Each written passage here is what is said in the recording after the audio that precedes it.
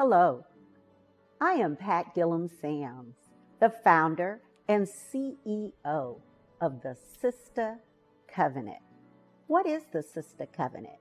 It is a platform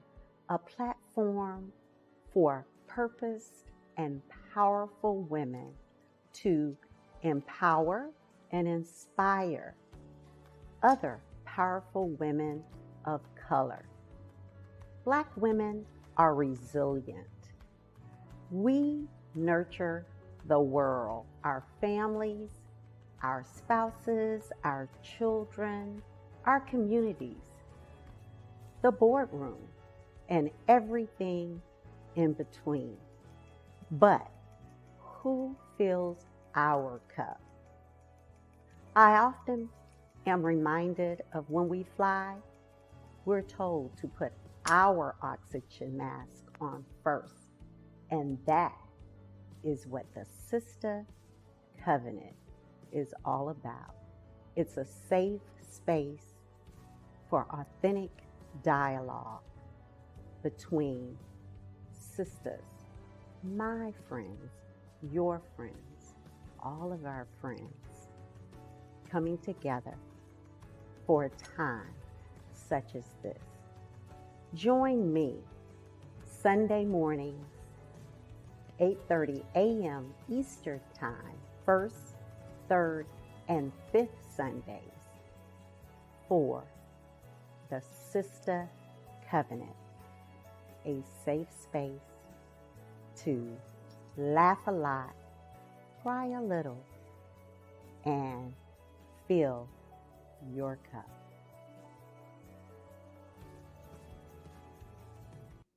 Hello and welcome to the second anniversary of the Sister Covenant. I am super excited for the time we're going to spend. We're going to do things just a little bit different today, with this being our anniversary podcast. And I am super excited to have one of my dearest longtime friends, sorority sisters, line sisters that we're going to talk to this morning. But before we get there, as always, I want to thank you. Thank you for being on this journey with us for 2 years. 2 years of a journey of empowering women all around this country.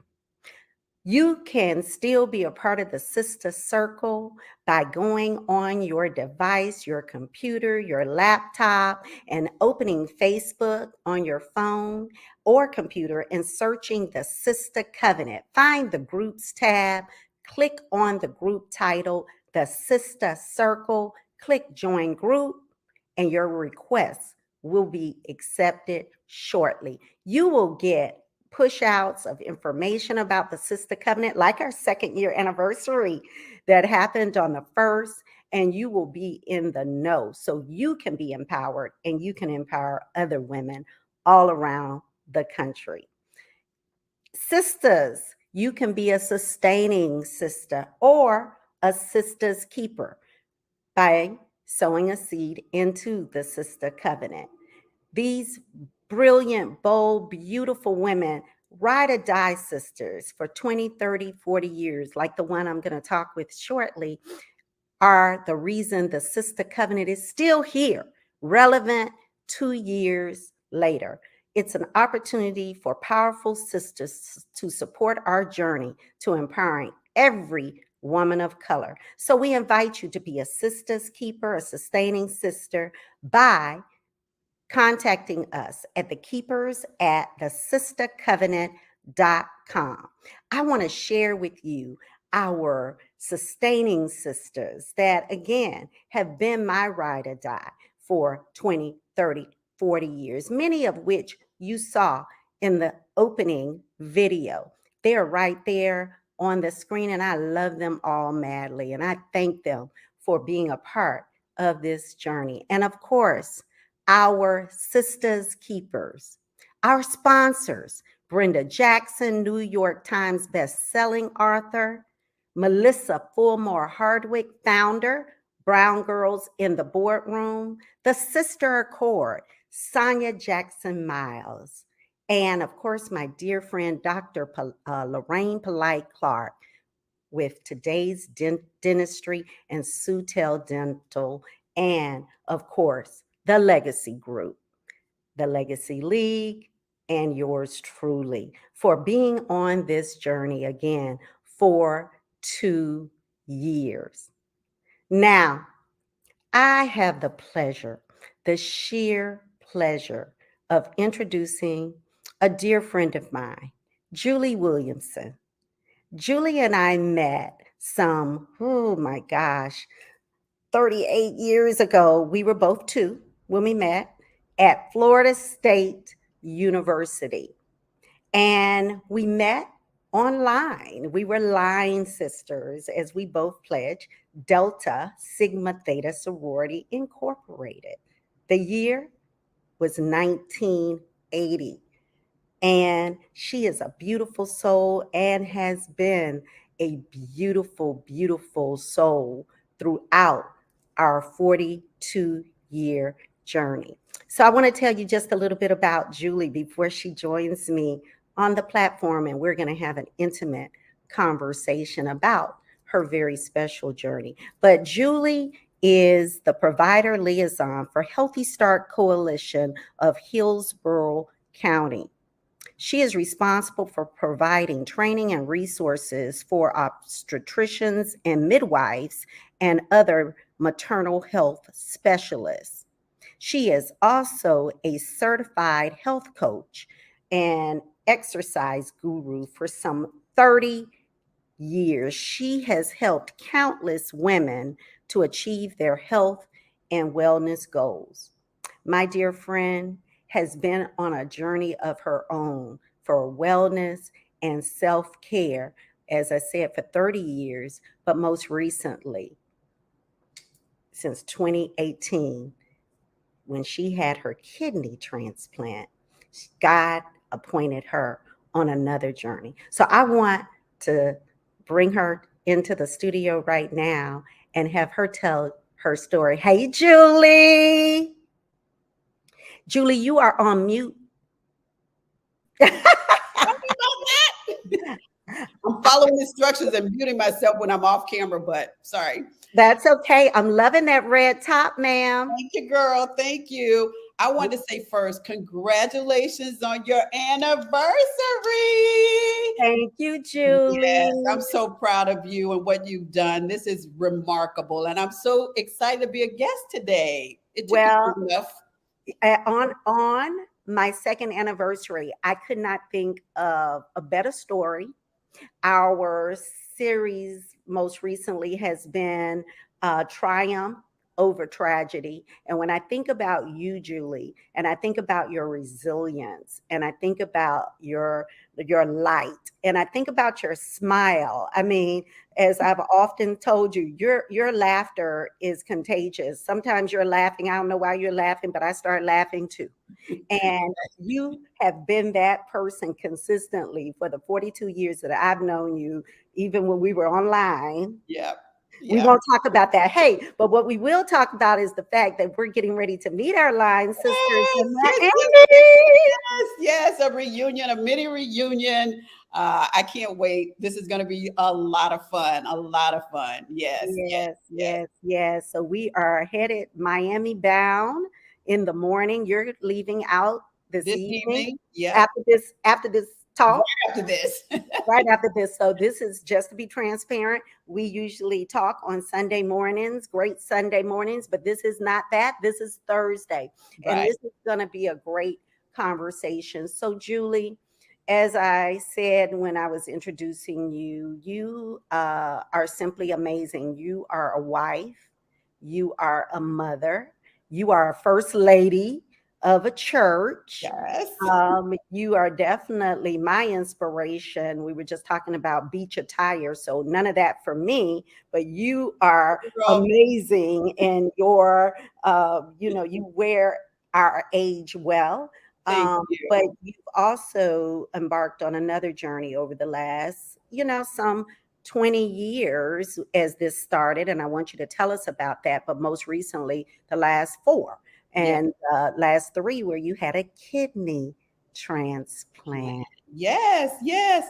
So tell us about that. Well, you know what? Before I get started, there's a scripture verse that I want to share that is kind of my motto, if you will. If you can make a scripture verse your motto, it's from Corinthians 4, 2 Corinthians 4, verses 8 through 10. And it says, "We are afflicted in every way, but not crushed, perplexed, but not driven to despair, persecuted, but not forsaken, struck down, but not destroyed, always carrying in the body the death of Jesus, so that the life of Jesus may also be manifested in our bodies." And I love that scripture because many times as individuals, we can feel like things are happening to me. Why is this happening? Why is this happening? But being a child of God, I know that we can expect trouble in our lives, and it's how we handle it that makes a difference. So, just to talk about, to answer your question, back in 2002, I have lupus. So, and I had been doing fine with it prior to 2002 when I had a large flare up. I had a big flare up. I was in the hospital.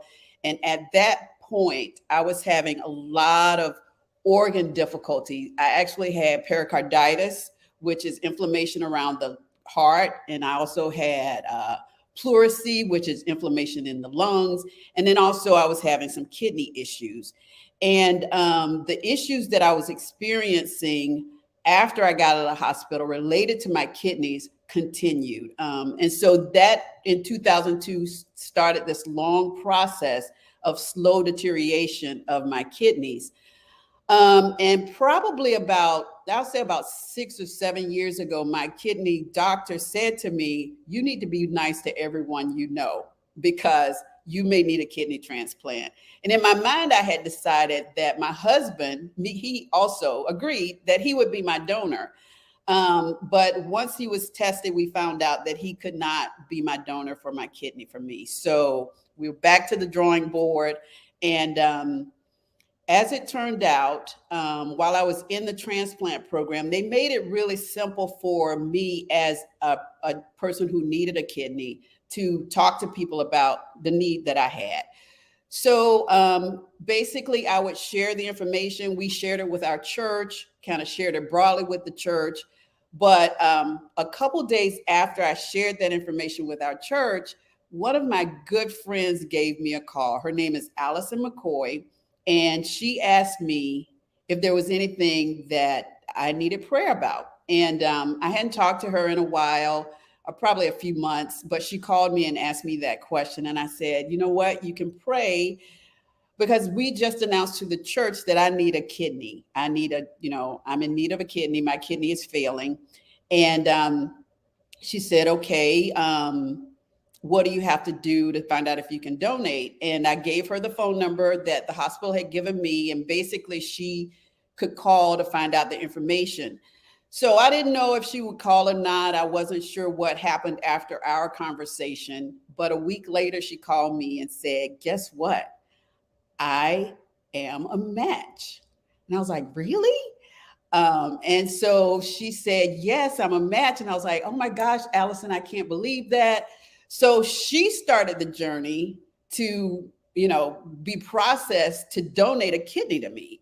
And it was a long journey for her too. She had all these medical tests that she had to go to regularly. She had to get blood work. She had to get chest x-rays and all kinds of things to be sure she was healthy enough to donate a kidney to someone. So it was a long process for her. And as it turned out, back in 2019, October 2019, we just celebrated our 3-year anniversary in October. We had the surgery and I have her kidney now. So that's the short version of that story. So I want to unpack a little bit of that. Okay. For our audience, to give them some context. Okay. So Allison was someone you already knew. She did not attend your church, but you guys had gone to like a Bible study over the years She together. was a Bible study leader. Yes, she was a Bible study leader, and I was in that group for 11 years. We were in Okay. a Bible study group So together. that's how you guys met. That's how we met. Yes. But And we weren't in the Bible study group when this happened. right. Yeah. And I think it's important maybe to know that Allison isn't a woman of color. No, she is not. And many people believe that you have to be the same race to be a match. And that's obviously not true, because I'm living proof that I have Allison's kidney in me. And actually, if I'm honest, when we talk about our kidney numbers, my kidney, the kidney she gave me, is doing better than the kidney that she has. Just a little. I mean, when we look at numbers, it's not a competition or anything, but yeah. So she gave me a really good kidney. So I don't know if you're privy to conversations she may have had with her spouse or her family, but what were those conversations like around her giving you a kidney that she may need at some point in time or another family may need? Were you in those conversations? I wasn't a part of any of the conversations, but Allison has a twin sister. Her sister Heather was also a part of our Bible study group. And Allison and Heather are twins. And Allison said to me one day, she said, if I need a kidney, I'm sure Heather would give me hers. So that's how she kind of solved that problem. I'm sure her family was probably a little hesitant about this whole surgery, because this is major surgery and she's taken out an organ to give to someone else. So I'm sure they were, probably not that thrilled. But, Allison, obviously, she is a believer. She's a Christian woman. And she felt like God was telling her to do this. So she had to be obedient. And Julie, when you gave her the information, if I remember correctly, you didn't give it to her thinking she was going to act upon it. You thought she was going to share it with others on your behalf, correct? Yes, yes. Because that's how we were giving the information at our church. We were sharing it so we could share it broadly, as broad as possible. I know one of the things that the transplant coordinator that I was working with said to me when we first got into the transplant program, if you will, she said, you guys don't have anything to worry about. You're a part of a church. You are going to find a donor.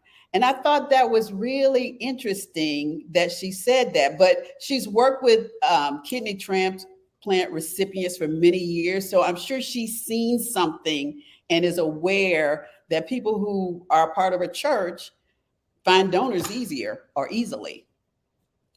So I really first of all, I was intrigued by your donor. I have to be honest. When you told us, I think we had just come back from a reunion in October of 2018. We were all together. And I just remember getting a call from one of our line sisters, Amani, I believe it was, and saying, we need to pray for Julie. This is going on. And we just started rallying and we started praying. And then we learned who your donor was. We were like, wow, if that's not the most selfless act, because you're used to your family. I think you had already said your husband was going to be that person. Well, that's kind of a given. I remember my daughter, we thought she was going to need kidney transplant surgery. So I had already signed up to be that donor when her kidney function came back enough for her to be sustained for the remainder of her life, as you know. But I mean, I don't want to say a stranger, but someone that isn't in your immediate family group or friend group. We were in awe of Allison. So when we saw the pictures, which we're showing right there on the screen now, we were like, oh, Julie. And she is not of color. And you were like, no. And we were like, wow, that blew us away. Yeah, yeah. Allison and I have known each other for years. I can't remember exactly when I started in this Bible study. It's called Bible Study Fellowship. But my very first year in Bible Study Fellowship was the year after I was in the hospital with that flare up that I talked about earlier in 2002. So I guess I started in 2003. And here's the thing, and I like to look at this from kind of a spiritual perspective and also God doing what he does. In 2002, as I said, I had the flare up. In 2003, I started in Bible Study Fellowship, which is a international Bible study group for men and women. And I started in 2003. And for years prior to that, I had wanted to be a part of Bible Study Fellowship, but I was busy. I was working full time. I had kids. I had all of these other things going on. So I really never had the time. But after this flare up, I wasn't working. I couldn't go back to work right away because I still wasn't fully well.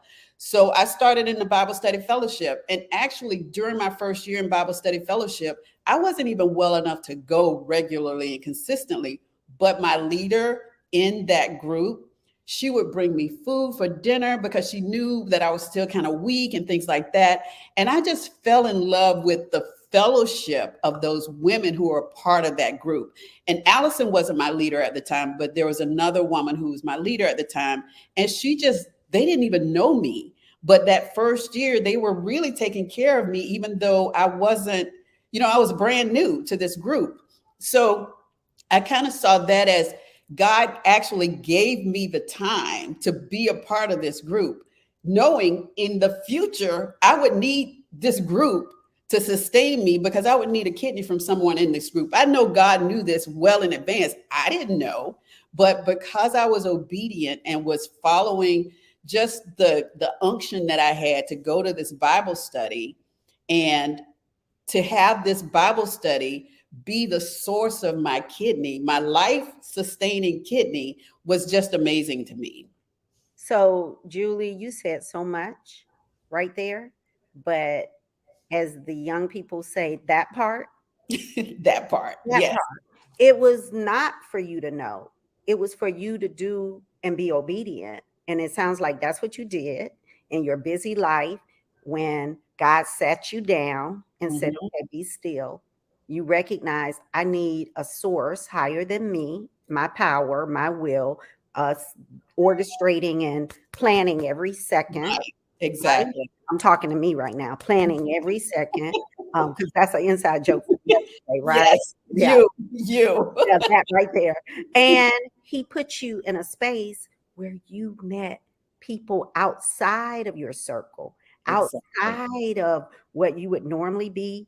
And because he knew what your role was going to be like on so many levels. On so many levels. Yes. So many layers. That's what it is. Just layers on layers. Yeah. Sure. Yeah. So now you have this new kidney. Tell us about that. The last 3 years, what has that been like? The last 3 years have really been a journey in itself. Starting with the surgery. Actually, there were complications with my surgery. And this is kind of a medical sort of, how we talk about listening to Black women and people don't hear us, they don't see us and that kind of thing. So one of the complication that I had after my surgery, not to get too graphic, but there was blood that I didn't think should be coming out or whatever. And I kept saying to the doctors, should this be still bleeding? Should it still be bleeding? Should it still be? Every doctor who walked into my room said, yeah, it's fine. You just had surgery. It's fine. You just had surgery. And so it wasn't until I was actually about to be discharged. We were going through the discharge process. They were kind of unhooking me from everything, showing me about my medications and things like that, that I tried to stand up and I passed out. And at that moment, it became this big kind of emergency. They were calling in people, stat this, stat that, people were coming in because I had been losing blood for days and no one really listened to me say, is this right? Should this be like this? So I had to go back into surgery. They had to open me up again and find out the source of the bleeding. So that was a kind of a traumatic sort of piece of the surgery, but obviously I got all recovered from that and everything's fine with that part of it. But since that time, getting out of the hospital, of course, it's been a learning process. But the beauty of it is that I was able to get right back into my regular life after I was off work for 5 months. So my surgery was in October 2019. I was off work until March of 2020. And we all know what happened in March of 2020, the pandemic. My first day back to work was March 16th. And they sent me right home because they were closing the office, they were closing everything down. And granted, before I went back to work and right after my surgery, I had to wear a mask everywhere I went because right after surgery, especially with the medications that I'm on and everything, I had to wear a mask for months. And then one day, probably about 4 months after my surgery, they said, you don't have to wear a mask anymore. But in March, of course, I had to start wearing a mask again, like everybody else in the world, so to speak. So that was interesting. And now today, the only downside to the transplant situation is I'm considered immune compromised or immune suppressed because I take medications to suppress my immune system so that my body won't reject my new kidney. So I have to take medications for that. So that means that I'm still wearing a mask. I still have to be super careful around people and things like that because my body, the vaccines really don't work for me and that kind of thing. So that's the only drawback right now in this age of the pandemic. Even though people say it's over, for me, it's still, I still have to deal with it.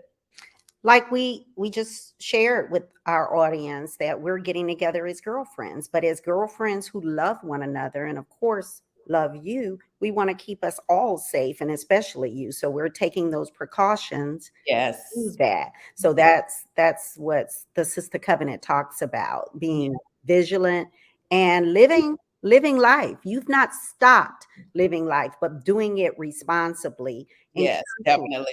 Doing it responsibly and carefully. So you are a fitness guru, and I don't think you missed a beat, but I think you leveled up since your kidney. So talk to us a little bit about you living your best life since your kidney.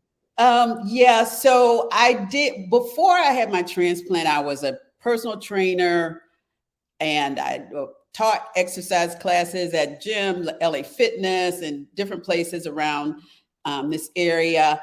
And actually, since that, I have now just moved everything online. I'm not doing anything in person, so to speak, but I still personal train. I do online trainings. I do online Zooms. I work out on my own. So it's something that I've always enjoyed. I can't say, I don't understand why. I know people, think it's kind of a different kind of thing, but for me, it's just something I like doing and I always have. So that's been something that is a part of my life. And I think it always will be as long as I can do it, So we share another club other than our sorority club. Yeah. We've lost children. Yeah. And in the middle of all of this, the resilience, Julie, that's what I want to talk about. Yeah. The resilience of understanding what you said in the beginning. We're here, going back to your mantra, that is that scripture. Right. It's resilience. It's how God allows us to go through. He doesn't create these situations, but he allows us, and he says, if you just, believe and do what I ask, then it's how I will prepare you to go through that journey. So how do you channel that resilience that you've had to over the 40 plus years? Yeah, I think for me, it's been because I know that God has said in his word that we will have trouble. We will have trials. We will have trouble. And we don't know what those troubles may be. And even though, you lean on him, you trust in him, you walk with him, you know that he is sovereign, and anything that you go through, he is going through with you. So I think that that's how I've been able to get through. But like I said, like I read that passage, it says we are afflicted in every way, but not crushed. So we continue, even though we may feel the pain of these afflictions, or we may feel the despair that comes with the difficult situations we have in our lives, it does not stop us from knowing that God is with us, and no matter what happens, he's always there. And I think that that has been what has given me the resilience, because again, just knowing in his word, he says that that's what we should expect. It's not like, why is this happening to me? I mean, why not me? It's happening. This is life. And we know that there is a better life prepared for us and waiting for us. So that's the hope that we have as believers. And I think that that's really a really important way to live. So why not you? That's right. And you can tell the story. It's big. It's bigger than you, right? It's bigger than me. It's Exactly. bigger than you, and Yeah. it's bigger than me. So if you could speak to anybody right now, Julie, and I know you've done that because I've called you and say, hey, I got a friend that needs a transplant. Would you talk to him?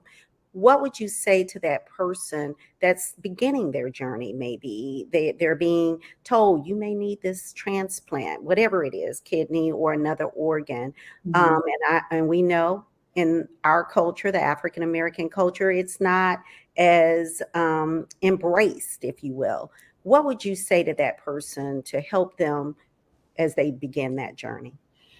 I think one of the things as we get older, we know that things change with our bodies. Many African Americans have high blood pressure, diabetes. Those are two common illnesses that are connected to possibly the need for transplants. So I think it's before you get to that point about possibly needing a transplant, just be sure you're monitoring your health. After I went through that flare up, I was followed by a nephrologist, which is a kidney doctor, for all those years. I never missed my appointments. I took the medications they told me to do. I did everything that they said. So when I went into this transplant situation, I knew what was going to happen. They knew in advance, they knew years in advance that I was going to need a transplant. And so because they were charting my health along the way. So that made that whole transition, because we were talking about it for years before it happened. And my husband and I had already, as we said, planned that he would be the donor. So just being able to have good medical care around you if you can. I mean, some people don't have that luxury, but as good of medical care as you can, I think is really important in that journey. Making sure that your doctors and everyone who's around you is aware and alert, and also at the level of the common, what am I trying to say? A person who knows what is going on right now in the medical industry. That's what you need on your corner, really. Someone that is competent, but not just competent, someone that's on their game. Yes, They definitely. know what they're doing and they're at the cutting edge of whatever the medical advancements are, because we know what was 20 years ago, we're at a different place now. Yes, definitely, definitely, Absolutely. definitely. So, Julie, again, you are the picture of health. One of the things I heard you say is you had been on your health fitness journey since you found out in 2002. So you didn't Yep. just start that when it was time to get the kidney. So that's something I hope our audience takes away, that you had started watching what you ate. We talked about that when I started, my journey on not eating meat and this kind of thing. So that too, in our culture, we know we got to watch our numbers, all of them, to make sure Right. we are on task. And I have to think that you weathered this transplant better than some because you were already healthy when you started that piece of it. Yeah, I think that that is important to be mindful of what you're eating. As I said earlier, I started fitness training and doing all the classes and things like that more than 30 years ago. It's probably been about 30 years. I started in my 30s teaching classes and, training women and that kind of thing. So that is very important, making sure you're eating healthy, getting rest, not smoking, not drinking in excess. Those kind of things are really important to keep your body as strong as possible, even though for me, I knew I had some health issues. But that also helped me to, from the 2002 to 2019, to be able to sustain my little weak kidneys for that long. It really, my doctor was amazed that my kidneys, even though they started deteriorating in '02, were able to last as long as they did. And I attribute that to just trying to be as healthy as possible in the face of what was going on with me. Julie, you are a miracle, but more than that, God is in your life and he has a hand on you, and you are a light to so many. I am honored to be among those that I hope you call friend. Girl, yes, you know, you're my friend. Morning, friends. We are sisters. We are sisters. I love you, my sister, and I'm looking forward to seeing you in just a few Yes, in, ma'am, in Pat. South Thank Florida. you. Love you. Thank you. Thank Love you. you too. Thank you. And I really am just so pleased to be here today. Thank you so much. You travel safely. See you soon. Love you. Right. All right. Bye-bye. I am just full right now because, again, when you think about meeting people at 20, you don't think about what that relationship is going to be like some 40 plus years later. And this woman has been the same person I met on the hills of Tallahassee 40 years ago, but her story and her resilience and her ability to smile and laugh through it all is a testament to the resilience and how we can be better. We can be better, even in the face of challenges and tragedy, which she has gotten on the other side of. So, my sisters, thank you, thank you, thank you, thank you again for being with me on this 2-year journey. And we have many more mountains to climb, and we have many more stories and testimonies to tell. And we will be together and better for it as we continue this journey together. So, as always, be bold, be brilliant, be brave, my sisters. You are all so very beautiful. Be vigilant, take care of yourself, and be blessed.